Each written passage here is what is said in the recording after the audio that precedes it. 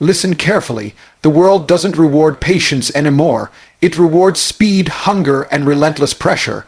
While most people are waiting for the right time, waiting for permission, waiting for motivation, someone else is taking what they want. 2026 will not be kind to the comfortable. It will not respect excuses.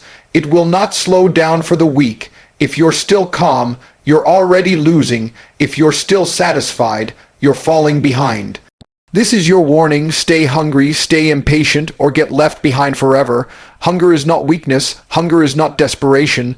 Hunger is the raw engine that separates the ones who dominate from the ones who disappear. When you are hungry, your mind sharpens, your senses wake up, and excuses lose their power. Hunger strips life down to what actually matters. It removes the noise, it removes the comfort, it forces clarity. A hungry person doesn't ask for permission. A hungry person doesn't wait for perfect conditions. A hungry person moves because standing still feels more painful than failure. The problem is that most people are taught to fear hunger. They are told to seek balance, stability, and comfort as if those things are virtues. But comfort has never built anything great. Comfort slows reaction time. Comfort dulls ambition. Comfort convinces you that tomorrow is guaranteed. Hunger does the opposite. Hunger reminds you that time is limited, opportunities are fragile, and nothing is owed to you. When you feel hunger, you stop pretending that effort is optional. You stop negotiating with your potential. You stop lying to yourself. Hunger creates urgency, and urgency creates action. A hungry mind does not waste hours scrolling, complaining, or fantasizing. It looks for leverage. It looks for advantage. It looks for the fastest path forward. When you are hungry, you don't need external motivation because survival energy takes over. You get up earlier not because someone told you to, but because staying in bed feels like falling behind. You train harder not because it's fun, but because weakness feels dangerous. You learn faster because ignorance feels expensive. Hunger also destroys entitlement. When you are hungry, you stop expecting applause. You stop expecting fairness. You stop expecting recognition. You understand that the world responds only to results. That understanding is powerful. It frees you from emotional dependency. You stop working for approval and start working for outcomes. That shift alone can change the trajectory of your entire life. People who are hungry don't ask, "Do I feel like it today?" They ask, "What must be done today?" That question produces winners. There is a reason hunger disappears when people start losing momentum.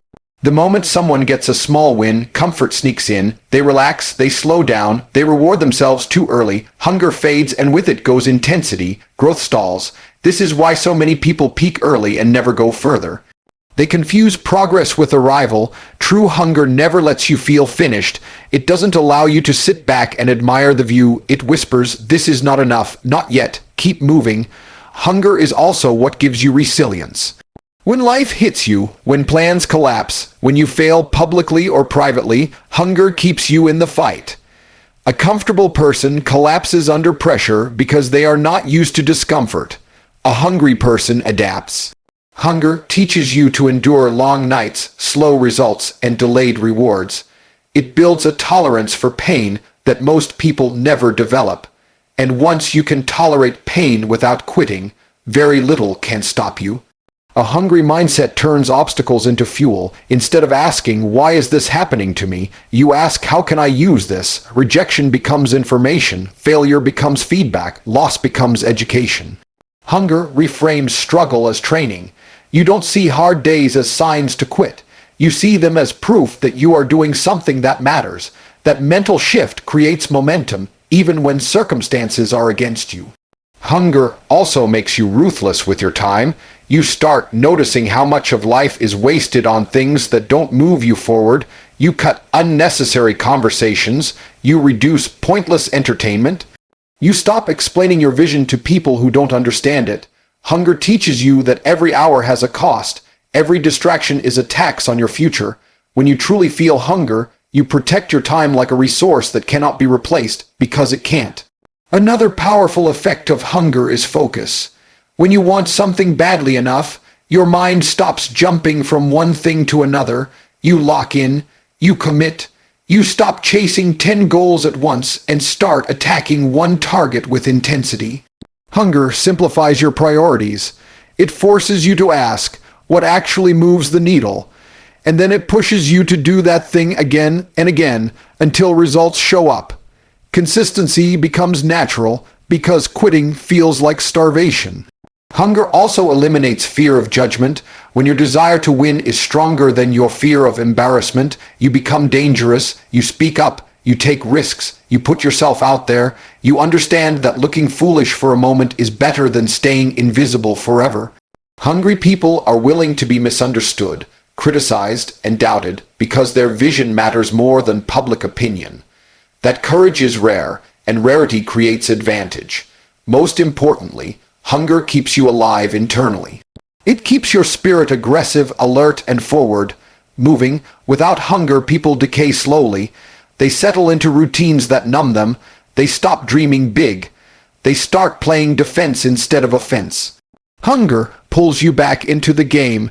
It reminds you that you are capable of more, that you are not done, that the gap between where you are and where you want to be still exists, and must be closed. If you want to win, you must protect your hunger at all costs. You must resist comfort even when it feels deserved. You must stay dissatisfied, not in a miserable way, but in a driven way. A controlled dissatisfaction that pushes you forward. Hunger is not about suffering. It's about refusing to settle. It's about waking up every day knowing there is more to build, more to conquer, more to become, and deciding that today you will move closer no matter what it takes. Impatience, when understood correctly, is not chaos. It is not recklessness. It is the internal refusal to accept slow, lazy, inefficient progress. Impatience is the fire that rejects stagnation. It is the tension you feel when you know you are capable of more, but the world is moving too slowly. Most people are taught to suppress this feeling, to calm down, to wait their turn, to trust the process without questioning the pace. But the truth is, progress does not reward those who wait politely. It rewards those who apply pressure. Impatience forces movement. When you are impatient, you don't sit around hoping things improve. You don't endlessly plan without action.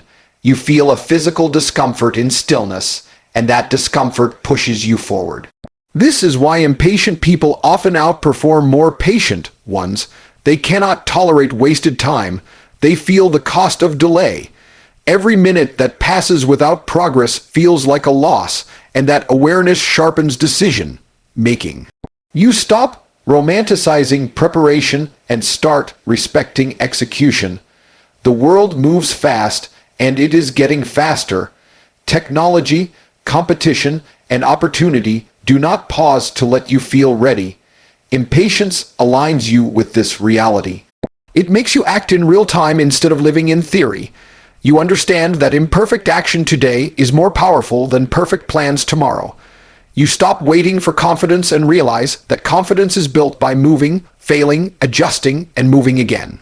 Impatience keeps you in motion, and motion creates learning at a speed no book or podcast ever could. Impatience also kills overthinking. Overthinking is a luxury of people who are not serious about winning. When you are impatient, you don't analyze every possible outcome until you're paralyzed. You choose a direction and apply force. You accept that mistakes are part of momentum. This mindset removes fear from decision making. You are no longer obsessed with being right. You are obsessed with moving forward, and forward motion, even when messy, always reveals the next step. Another hidden strength of impatience is adaptability. When you move quickly, you get feedback quickly. When something doesn't work, you know it fast and can pivot. Patient people often stay stuck in broken systems because they are waiting for results that will never come. Impatient people test, fail, and adjust aggressively. They treat life like a live experiment instead of a fixed script. This ability to adapt at speed is one of the most powerful competitive advantages you can have. Impatience also rewires your relationship with fear. Fear thrives in stillness. The longer you wait, the louder it gets. When you move fast, fear doesn't have time to build stories in your head. Action interrupts doubt. Each step forward, no matter how small, weakens fear's grip. You stop asking, what if this goes wrong, and start asking, what happens if I don't move at all? That question is far more dangerous and far more motivating. There is also a ruthless honesty that comes with impatience. You stop lying to yourself about progress. You stop calling inactivity strategy. You stop pretending that consuming information is the same as building something. Impatience exposes inefficiency in your habits, your routines, and your goals. It forces you to ask uncomfortable questions. Why is this taking so long? What am I avoiding? What would happen if I doubled my speed? These questions create breakthroughs because they attack complacency at its core.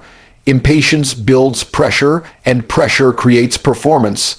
When you set aggressive timelines, your brain operates differently. You find shortcuts, you prioritize better, you eliminate unnecessary steps. Deadlines force focus. Without them, effort spreads thin and weak. Impatience compresses time. It demands results now, not someday. That demand pushes you to discover capacities you didn't know you had. You become sharper, faster, and more decisive under self-imposed pressure. Another powerful aspect of impatience is that it rejects external pacing. You stop measuring your progress against society's timelines or other people's expectations. You don't wait until a certain age, status, or approval level. You move according to your internal clock. That independence is critical. When you let others set the pace, you inherit their limits. Impatience frees you from those limits and replaces them with your own standards of urgency and excellence. Impatience also strengthens discipline in a surprising way. When you want results fast, you realize that inconsistency is unacceptable. Skipping days, cutting corners, or half-committing becomes intolerable because it slows momentum. You begin to respect daily execution. Small actions done aggressively and repeatedly become non-negotiable. Impatience doesn't make you lazy, it makes you precise. You focus on what produces results quickly and cut everything else without regret. Perhaps most importantly, impatience keeps you from wasting your life. Time is the only resource you can never recover. People talk about patience as wisdom, but blind patience often disguises fear. Impatience, when controlled, is awareness of mortality. It is the understanding that days pass whether you act or not. That understanding creates urgency. It makes you value now. It makes you allergic to delay. You stop postponing the life you want and start building it immediately. Controlled impatience does not mean burning everything down. It means refusing to tolerate stagnation.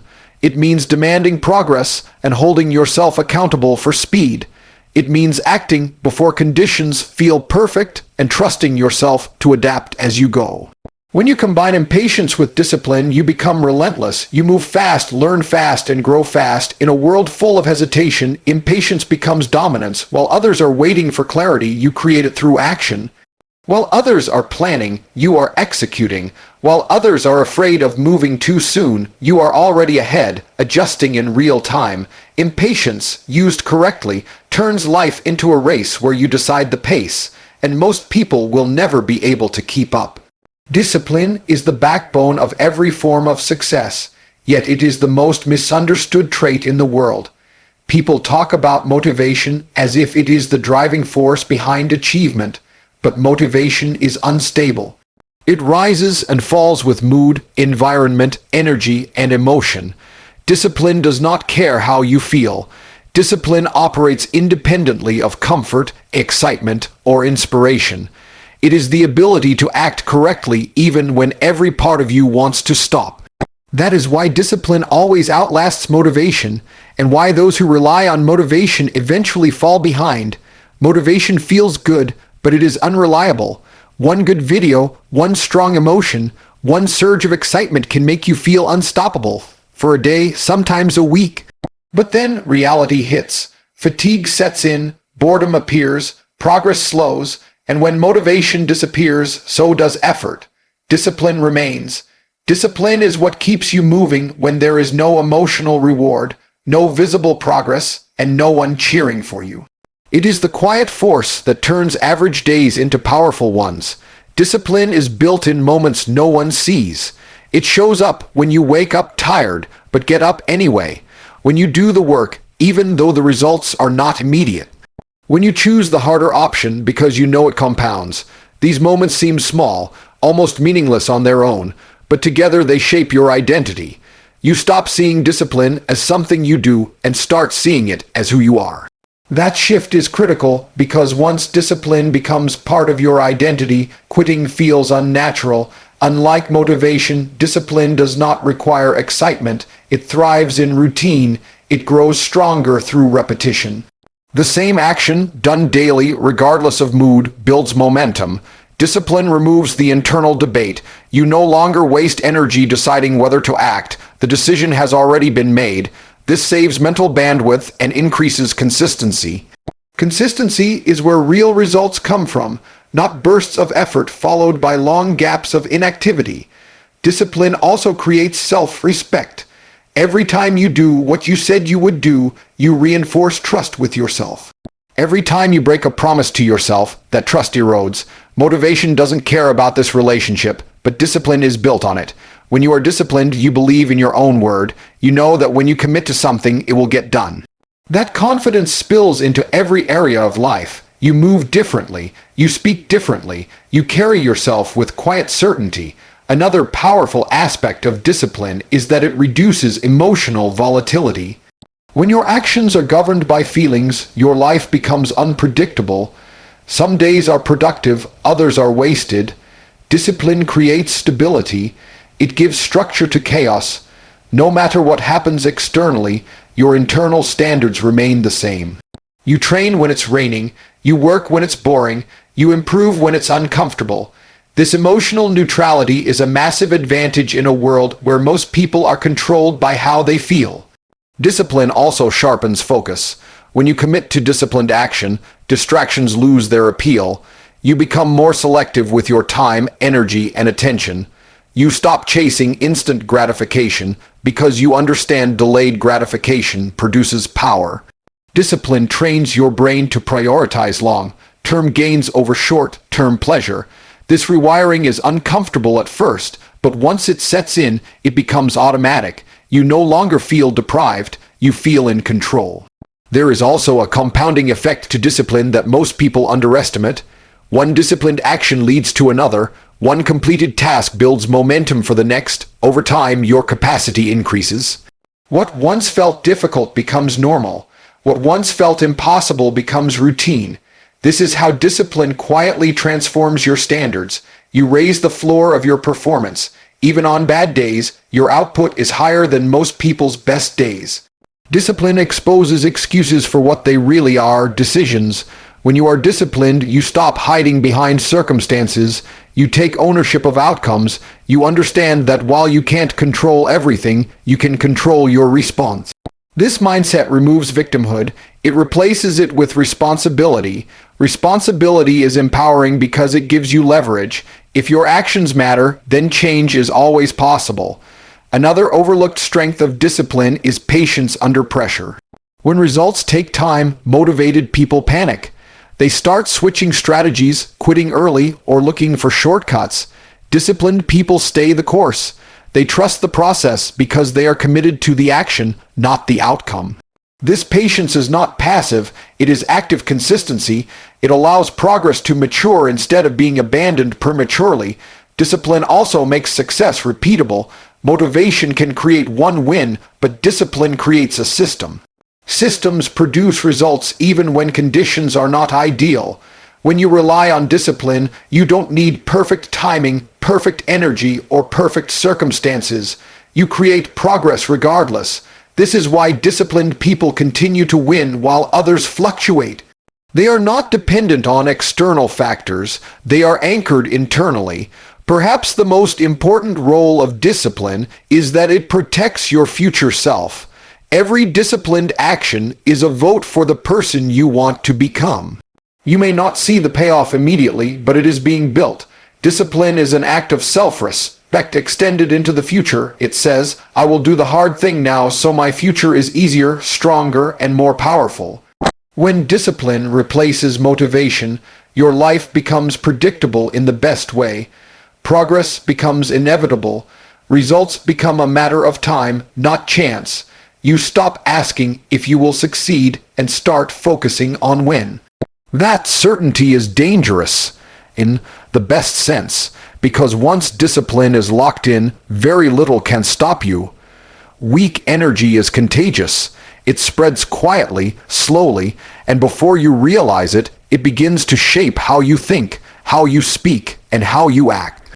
Most people underestimate the power of their environment, believing that they are strong enough to stay focused regardless of who surrounds them. In reality, no one is immune. The voices you hear daily, the attitudes you tolerate, and the standards you accept all seep into your subconscious. Over time, they either sharpen you or soften you. There is no neutral ground. Weak energy shows up in many forms. It hides behind constant complaining, excuses, sarcasm, and pessimism. It appears in people who mock ambition, who label discipline as obsession, who call consistency too serious. It lives in conversations that revolve around problems instead of solutions, gossip instead of growth, and fear instead of action. Staying around this energy does not make you stronger, it drains you. It lowers your standards without you noticing. It convinces you that mediocrity is normal. The most dangerous part about weak energy is that it feels familiar. It often comes from people you have known for a long time. Friends, coworkers, even family members. Cutting or limiting access does not feel easy because it feels disloyal, but loyalty to people who sabotage your future is self-betrayal. Growth requires difficult decisions, and one of the hardest is choosing your future over your comfort. If your environment does not support where you are going, it will quietly pull you back to where you came from. Your standards are shaped by what you tolerate. If you tolerate laziness, your own effort drops. If you tolerate negativity, your optimism fades. If you tolerate disrespect for time, you start wasting yours. This is not because you are weak. It is because the human brain adapts to its surroundings. The mind seeks alignment with the environment. If your environment is low energy, your output will eventually match it. This is why cutting weak energy is not cruelty. It is self-preservation. Strong people protect their focus aggressively. They understand that attention is limited and precious. Every conversation, every interaction, every relationship either adds clarity or creates friction. Weak energy creates friction. It pulls your attention away from execution and toward emotion. It invites doubt, it encourages hesitation, it magnifies obstacles and minimizes opportunity. Even if you are disciplined, constant exposure to weak energy increases mental resistance. Everything feels heavier. Progress feels slower, momentum becomes harder to maintain. Cutting weak energy does not always mean dramatic confrontation. Often, it means distance, less availability, shorter conversations, fewer explanations.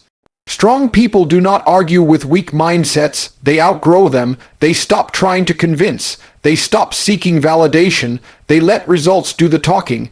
Silence becomes a filter. Over time, the gap widens naturally. Those who cannot keep up fall away on their own. There is also weak energy in habits, not just people. Endless scrolling, constant news consumption, meaningless entertainment, and unstructured time all drain intensity. These habits keep your mind reactive instead of proactive. They fragment focus and reduce mental sharpness. Cutting weak energy means cleaning your daily inputs. What you watch, what you listen to, what you consume mentally matters. Your mind is a battlefield, and every input either strengthens or weakens it. Strong environments create pressure in the right direction. When you are around disciplined, driven, focused individuals, excellence becomes normal. High standards feel natural. You are challenged without being attacked, inspired without being coddled. In such environments, excuses feel embarrassing. Progress becomes the baseline. This is why changing your circle can change your life faster than almost anything else. You rise or fall to the level of the standards around you. Weak energy often disguises itself as concern. People will tell you to slow down, to relax, to be realistic. They will frame caution as wisdom and fear as maturity. But most of the time, this concern is projection. It reflects their limits, not yours. When you start moving aggressively toward your goals, it threatens those who have settled. Instead of confronting their own stagnation, they try to normalize yours. Recognizing this is critical. Not every warning is wisdom. Not every opinion deserves weight. Protecting your energy also means protecting your inner dialogue. Weak energy is not only external, it can become internal if left unchecked. Negative self-talk, doubt, and overthinking are often echoes of external voices you have absorbed. When you remove weak influences, your internal voice becomes stronger, clearer, more decisive. You stop questioning every move and start trusting your judgment. Confidence grows not from affirmation, but from reduced interference. There is a loneliness that comes with cutting weak energy, especially in the beginning. When you step away from familiar environments, there may be a gap before stronger connections form. Many people fail at this stage because they confuse loneliness with failure. In reality, it is a transition. Growth often requires temporary isolation. It is better to be alone and focused than surrounded and distracted. That period of solitude is where clarity is built. Over time, as your standards rise, your environment will respond, new opportunities appear, new people enter, conversations change, the quality of life improves. But this only happens if you are ruthless at the beginning. If you hesitate, if you compromise, weak energy will creep back in. Standards must be enforced consistently, not aggressively, but firmly. Winning at a high level requires energy alignment. Your goals demand intensity, focus, and resilience. Weak energy cannot support that. It will sabotage it slowly and subtly. Cutting weak energy is not about ego or superiority. It is about survival at a higher level. You cannot build something powerful while constantly negotiating with influences that pull you down. To move forward, some connections must be reduced, some habits eliminated, and some environments left behind. That is not loss, that is leverage. The biggest problem holding most people back is not lack of talent, luck, or opportunity. It is misaligned behavior. They know what they want, but their daily actions don't match it. The solution begins with brutal self-audit. You must clearly identify where you are leaking time, energy, and focus. Write it down, be honest, then apply elimination before addition. Remove distractions before adding habits. Cut what slows you down before searching for what speeds you up. This simple techniques, subtracting obstacles instead of chasing motivation, creates immediate momentum. Problems become smaller when unnecessary noise is removed. Another major problem is paralysis caused by overthinking and fear of failure. People wait too long, plan too much, and move too little. The solution here is enforced action through deadlines. Give yourself short, aggressive timelines and commit publicly or internally with consequences. Speed solves fear. Action solves doubt. You don't need more confidence. You need more reps. Break big goals into daily executable tasks and focus only on today's execution. When the mind feels overwhelmed, narrow the target. Solve the problem directly in front of you, then move to the next. Momentum is built one solved problem at a time. Inconsistency is another silent killer. People start strong and fade when emotions change. The solution is systems over feelings. Build routines that operate regardless of mood. Same time, same process, same standards. Automate discipline as much as possible so decision-making is minimized. Track inputs, not outcomes, hours worked, reps completed, actions taken. When results feel slow, don't change the goal, tighten the system. Consistency compounds invisibly before it becomes visible. Trust the process you execute daily, not the emotions you feel temporarily. Finally, many people fail because they try to solve problems alone while staying surrounded by the same influences that created them. The solution is environment engineering. Change what you see, hear, and interact with daily. Reduce exposure to weak energy, increase proximity to high standards through mentors, content, routines, and environments that demand more from you. When problems arise, don't ask, "Why is this hard?" Ask, "What is this teaching me, and how do I adapt faster?" Problems are not stop signs, they are signals. Solve them with speed, discipline, and clarity, and over time you don't just overcome obstacles, you outgrow them. Thank you for staying till the end. That already puts you ahead of most people. But listening is not enough. Execution is everything. The lesson is simple. Information without action is just entertainment. If this message meant something to you, prove it with your behavior. Pick one goal. One habit, one move you've been avoiding, and start today, not tomorrow. Progress begins the moment excuses end. Before you go, here's your command. Take control. Close the app, step away from the noise, and do the one task that moves your life forward.